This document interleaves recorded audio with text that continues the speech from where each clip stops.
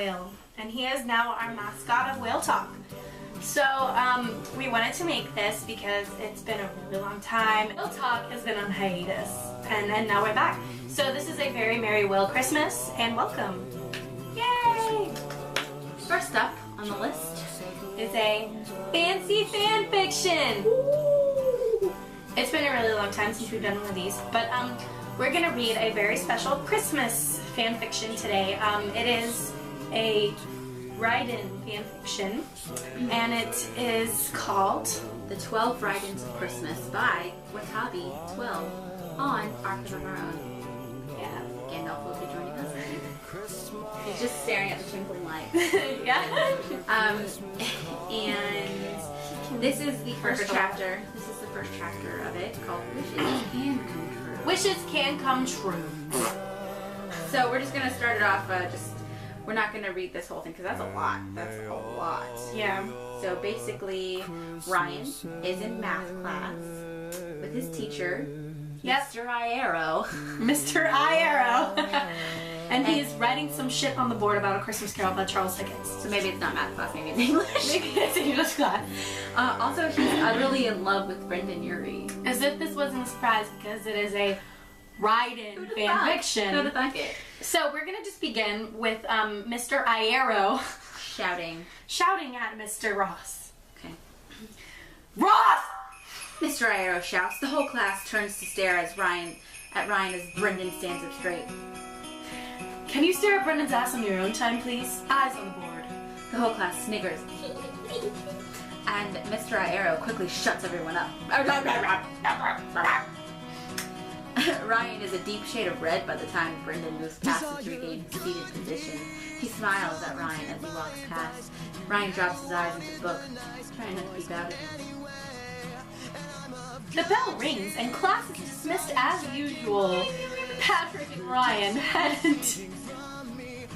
I'm gonna read it like that. Hold on. Give me a minute.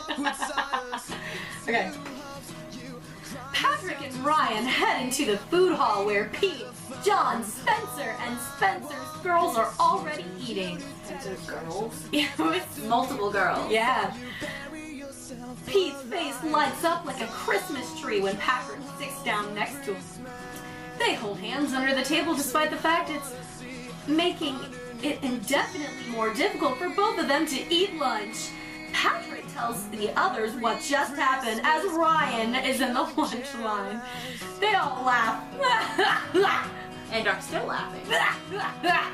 When Ryan sits down in between Spencer and Patrick. It's not a big deal. Ryan shrugs. He was right in front of me. That's all. Bullshit, Ryan. We all know you masturbate to Brendan every night. Pete smirks. I do not. Nothing. Please keep your boyfriend under control. Ryan pouts. Patrick laughs. They all call him nothing because of perks of being a wallflower. It's an inside joke. Patrick shuts Pete up by bringing his lips to Pete's and slowly slipping his tongue into Pete's mouth. Most people are pretty accepting of their relationship. Maybe it was only because of Pete and Shane's reputation, but nobody really commented. There was always the odd collision. Pete and Shane's reputation?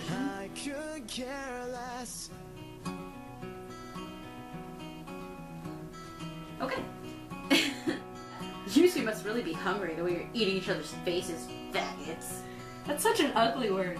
Brent spat across at them as he walked past. Pete pulls away from Patrick, turning his head sharply to face Brent. Patrick was way more equipped to handle these situations. He had calmed Pete down so much since they had been together. Pete had been notorious for hanging out with drug dealers, getting drunk, and causing fights. Now, the only thing people said about him was that he gave a brilliant blowjob. A rumor he actually started himself. Shut the fuck up. At least I can actually get some, asshole. I don't recall ever seeing you make out in the lunch hall. Who you calling faggot anyway, yo dad? Oh! Patrick rolled his eyes. I understand witnessing two guys kiss makes you uncomfortable, so if I promise not to rub your face in our business, do you promise not to notify us about your disapproval? Patrick asked, squeezing Pete's hand under the table. Before Brent could answer, Brendan had walked over in frustration. Brent, don't be a prick. Just leave the guys in peace. What's the matter with you? I don't see you complaining when two girls start kissing over lunch. Get over here. Brendan hissed at his friend. Brent gave a disgusted stare. My cat's just opening the door and leaving. Brent gave a disgusted stare back at them and walked off. Brendan turned with a loving smile on his face. I'm ever so sorry about my friend. We try not to let him talk to people. Don't listen to him. He's an asshole. Brendan laughed. His eyes refocused on Patrick, to Ryan, who had turned away in shyness when Brendan involved himself. Hey Ryan. Brendan smiled. Ryan turned around slowly, his eyes darting to anywhere that wasn't Brendan's face. His blood was pumping to his face. His palms were sweaty. His mouth was dry. Were his knees weak? Arms spaghetti? His vomit on his sweater already? Okay, wait. Sorry. Shit, he was panicking. Don't be a freak. Don't be a freak. Oh, hey, Ryan said casually. There was a second of silence where Brendan lingered awkwardly, eyes fixed on Ryan. He appeared to frown for a second. Sorry again, catch you all later, he mumbled, striding away back to his table. Both Patrick and Pete turned towards Ryan, who was using his fork to pick at his lunch. Dude, did you not clock that? Pete asked. Ryan turned towards him, a confused look plastering across his face. What? He totally came over for you, dude. Don't be an asshole, Pete. That's really not funny, Ryan huffed. No, actually, he did, Patrick interjected, because Patrick knows all. Yep, he's the stumpy. Ryan smoothed his hand through his hair in exasperation. They must have been mistaken. He turned towards Brendan's table and caught Brendan staring over at theirs. Oh, he's probably thinking about what just happened.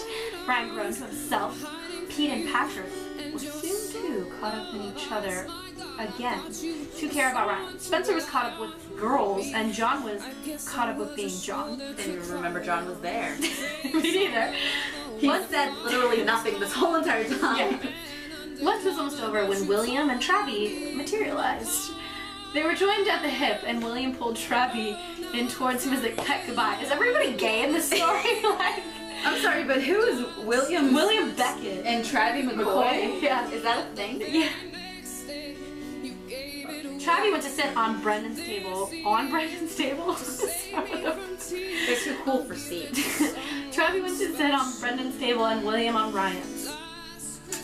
Don't be looking at my ass as I sit down, boss. William giggled. Patting Ryan on the back. Shut up, Beckett. Who told you anyway? Ryan groaned. Travi told me. Brendan texted him about it. William smiled. What? Why? Ryan asked, eyebrows nodding together and making his head ache. I don't know. I guess he thought it was funny. William shrugged. By this point, Ryan had given up with the fork altogether and taken to eating the rest of his dessert with his fingers. He needed to go to the bathroom and wash his hands. Or something. We both winked. I'll be right back, Ryan frowned, pushing himself sluggishly up from the table. Okay. William nodded, unpeeling a banana he'd taken out of his satchel. Ryan shuffled to the toilet. He didn't notice Brendan leave the seat following him. Was this an airplane? As Brendan walked past him, William, Pete, and Patrick gave each other a knowing look. Brendan was only 30 seconds behind Ryan as he 30 seconds! As he walked down the corridor and into the bathroom. Ryan slid through the door and started washing his hands under the tap, squelching the soap into his skin and rejoicing in watching the sugar from his food wash away. Brendan entered the bathroom, and Ryan glanced up to see who it was. He had to catch his breath. What was Brendan doing here? Sticky fingers, Ryan? Brendan smirked across at him, lingering awkwardly behind him. Ryan tried to ignore the suggestiveness in Brendan's voice and glanced at him through the mirror on the wall in front of him. He simply nodded, feeling the heat that Brendan created burn all over his body. Well, he didn't want to speak. He'd stutter or say something stupid. He just knew it. I really am sorry about Brent's You behavior. gotta help with Brendan. Oh, I really am sorry about Brent's behavior. I really am sorry about Brent's behavior. I hope your friends are okay. The last thing I want is for anyone to feel like the people I associate with are ignorant assholes. It really is just Brent, I promise. I've never had a problem with two guys kissing. Brendan panted. His cheeks glowing red.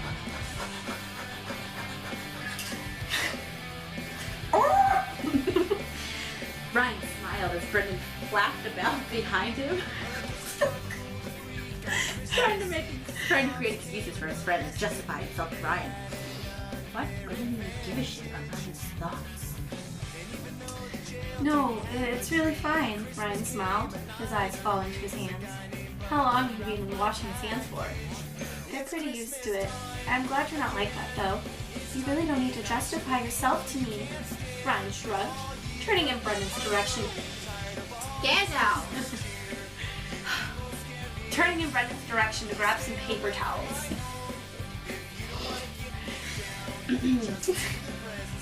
Yes, I do. I care what you think. I don't want you thinking I'm a homophobe. Brendan blushed. Why do you care what I think? Ryan chuckled in disbelief. Brendan moved slightly closer towards Ryan, who was still wrestling with paper towels. It's wrestling. Yeah. He rolled his eyes. Isn't it obvious? Please don't make me spell it out. Brendan stuttered. He moved closer to Ryan. What was this fucker doing? Is this some sort of sick joke at my expense? Because if it is, it's really not very amusing. I'm puffed. It wasn't a joke. Would I really do this? Brendan asked, finally closing the space between them and wrapping his hands around Brian. Around Ryan's bony hips. Oh, yes. Ryan could feel Brendan's breath on his lip. Oh, yes. Which was replaced by the sensation of Brendan's lips on his own. Yeah. Is this the Herbal Essence commercial? Yes. Their lips fumbled nervously for a few minutes. And then Brendan deepened the kiss. His tongue grazing over Ryan's. Ryan backed up against the sink. Ouch! You got TARDISes behind you. Ouch! I'm sure that hurt. He just landed on one of these. This is a thick thing. It's got corners. Yeah. It's got 4 of them. Brendan's body pressing him up against it as Brendan pressed against him. He didn't notice until Brendan pulled back that he had his eyes shut, which means that he really loved him. According to the movie, Heartbreakers with Sigourney Weaver and when Ryan opened them, Brendan was laughing. What was that noise you just made? Brendan asked, cheeky grin stretching across his face. What noise? Ryan asked in embarrassment, still trying to catch his breath. This noise. Brendan smirked, pressing his lips against Ryan's mouth again.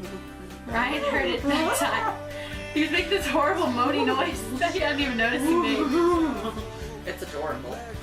No, it's adorable.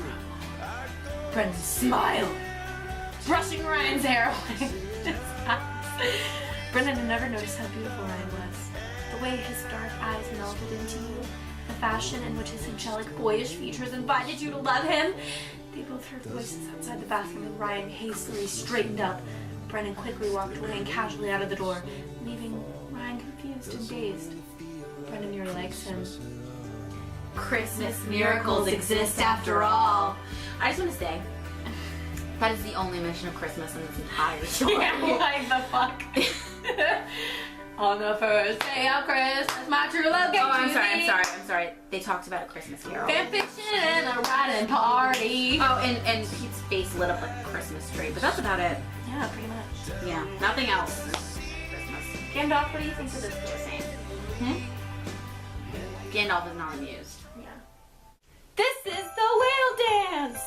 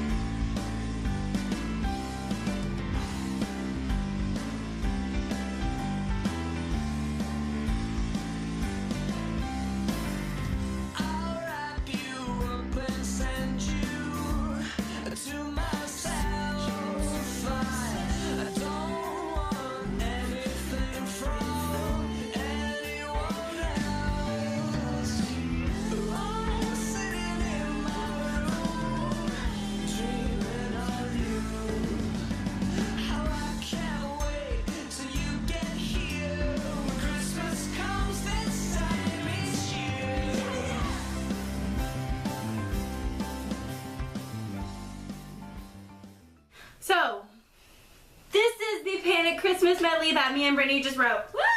Ow. We're really excited. Okay. So it should be fun. Okay. Oh, well, imagine as I'm decorating my Christmas tree, and I can't help but to hear, no, I can't help but to hear something up my chimney.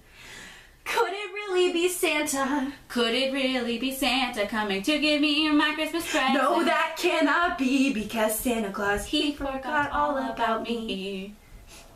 I've got a Christmas wish that Santa Claus would come to me and tell me tonight he needs my company.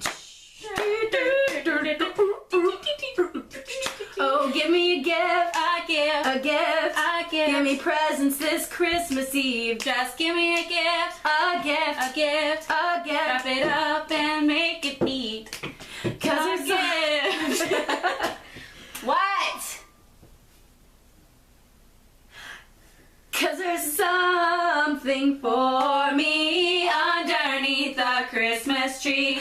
I can't wait another second, so give it to me, please.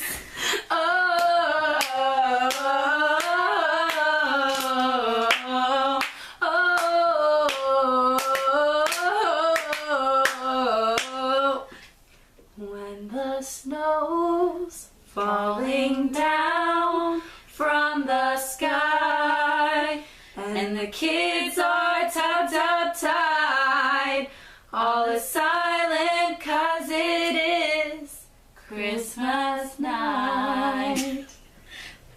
We just wrote that. Oh, please let it snow.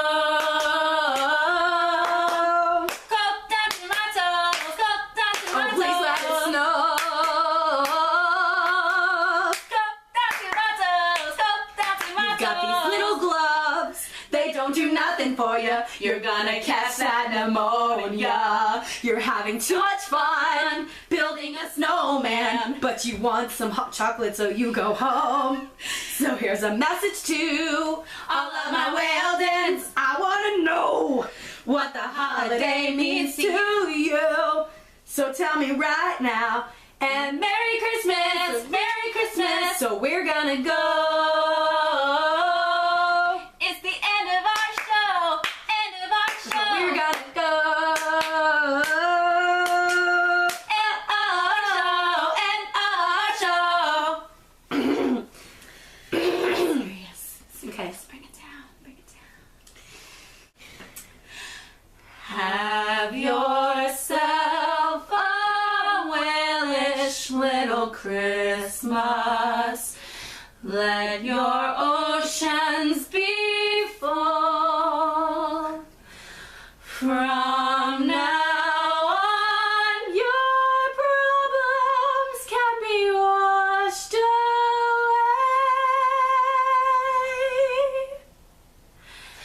And have yourself a merry little Christmas now.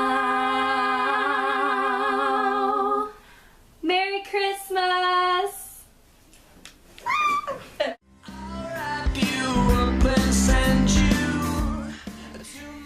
Can you stare at Brendan's ass on your own time, please? Eyes on. What a rude teacher.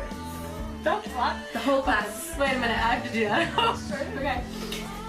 Can you like stare at Brendan's ass at your own time? Like, please keep your eyes on the board. Frank doesn't talk like that. No. But I just gotta. Okay, fuck. I'll do it again. They hold hands under the table despite the fact that I love pizza. Okay. Bullshit, right?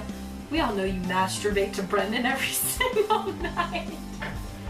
Okay, hold on. Excuse me. Bless you. That was a sneeze, okay? Oh, please let it. Hold on. Is that Gandalf? No, it's Ethan. What? I got this one here. I don't need that. Thank you. Go downstairs. Oh, please let it snow. Ready? Yep. 1, 2, 1. Okay. What? Sure. Oh wait. Yes, yes, yes, yes!